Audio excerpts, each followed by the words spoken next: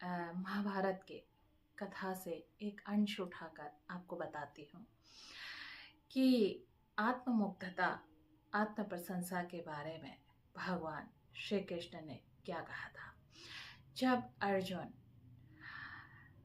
कर्ण को हरा नहीं पा रहे थे, मार नहीं पा रहे थे और वो पांडवों की सेना को रौंदे चले जा रहा था, तो जो युधिष्ठिर, जिन्हें शायद ही कभी क्रोध आया हो, उन्होंने कहा, अर्जुन तुम्हारा ये गांडीव क्या एक कर्ण को मार नहीं पा रहा है।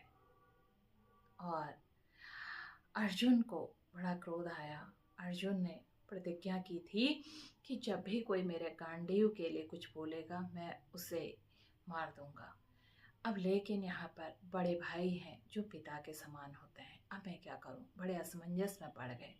तो कृष्ण ने उन्हें समझाया, बड़े भाई पिता समान होते हैं, अगर आप उनका अपमान कर दो तो वो भी एक हत्या के समान ही होता है। तो अर्जुन को बात समझ में आई। अर्जुन ने तुरंत युधिष्ठिर जी से कहा कि ये सब कुछ आपके कारण ही हुआ है, इसके दोषी आप हो। युधिष्ठिर को कुछ समझ में नहीं आया कि अर्जुन ने ऐसा क्यों कहा। और उसके बाद अर्जुन को पश्चाताप होने लगा। उसने कहा, अगर ये बड़े भाई की हत्या के समान है तो मुझे पिता बड़ा भाई की हत्या का दोष लग गया है और अब मैं अपने आप को समाप्त कर लूँगा।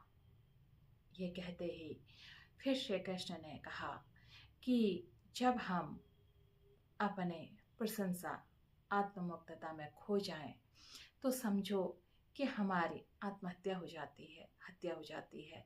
तुम अपनी प्रशंसा कर लो और यही तुम्हारा पश्चाताप है। उसके बाद अर्जुन ने अपने प्रशंसा करने शुरू कर दी और ये इस बात का संदेश देता है कि जो ये मैंने टोटल सार सुनाया, हम अति आत्ममुग्धता में हमें कभी नहीं खोना चाहिए। जब हम अति आत्ममुग्धता में खो जाते हैं तो ही ये सब चीज़ें हमारे साथ होती हैं। हम फिर चापलूसी सुनने की हमारे अंदर आदत पड़ जाती है। इसलिए इन सब चीज़ों से बचकर आत्मचिंतन करना चाहिए। यही इस कृष्ण जन्माष्टमी का सार है और यही आप सब लोगों